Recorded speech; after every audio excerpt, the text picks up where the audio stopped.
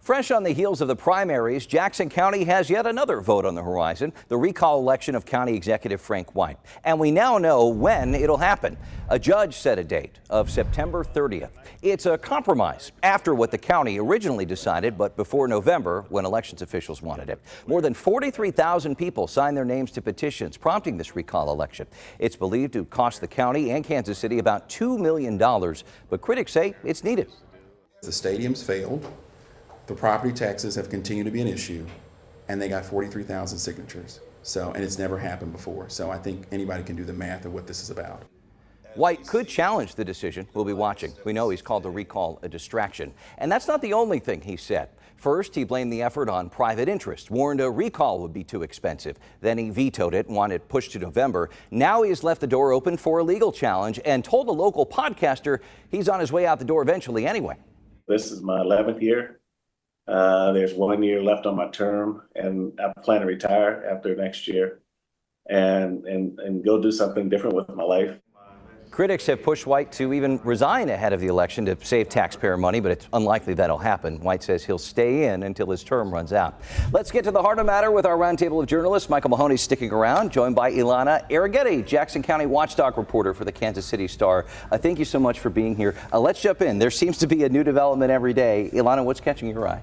I'm most curious about the Jackson County Election Board's ongoing response. They've been more vocal than the City Election Board, but there are some concerns that still remain even after last week's verdict about whether there'll be enough polling machines and judges ready in time for the recall in September. And one of the interesting things about the court order on that is it was Tammy Brown from the Jackson County Election Board that was one of the primary witnesses and cited in that order as to look further back would be easier, but we can do this now. So Brown was a key witness in that trial, and it was reflected in the order. We saw a veto on the recall, right? Then the court challenge. Do you think we'll see any more legal battles happening before Election Day? I'm sure of it. I think there's going to be a set of appeals by the county executive on this, and all of this, I think, is going to, in my mind, push this to a November election rather than earlier. I agree. Because the case rests on a conflict between county and state law, as was cited in the courtroom often, there's some first-time issues being heard by this judge that could be more appropriate in an appeals court, some have said. You know, in the last few weeks, we have certainly seen public pressure grow from the actual public and from the county legislature. What should we be watching on that, do you think? For sure. I think that nonprofits will continue to push for White to resign. As you heard, he said that this may be his last term regardless, and I think people in the legislature, particularly Sean Smith and Manny Abarca, will continue to be vocal, if not gleeful, about the possibility of an upcoming recall, and that could lead to further infighting.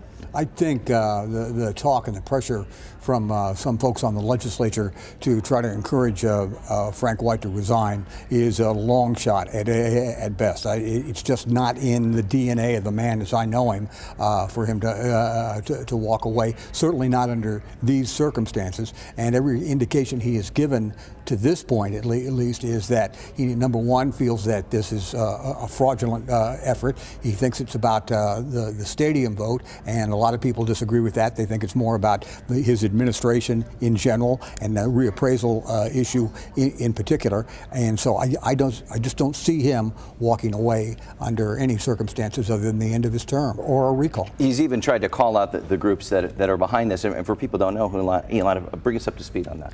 Yeah, for sure. A lot of the votes were collected by grassroots organizers, particularly in the eastern portion of Jackson County, but about half of the votes were collected by a group called Democracy in Action. There was known as a dark money group, which means that they don't have to disclose who is behind them, only their campaign finances.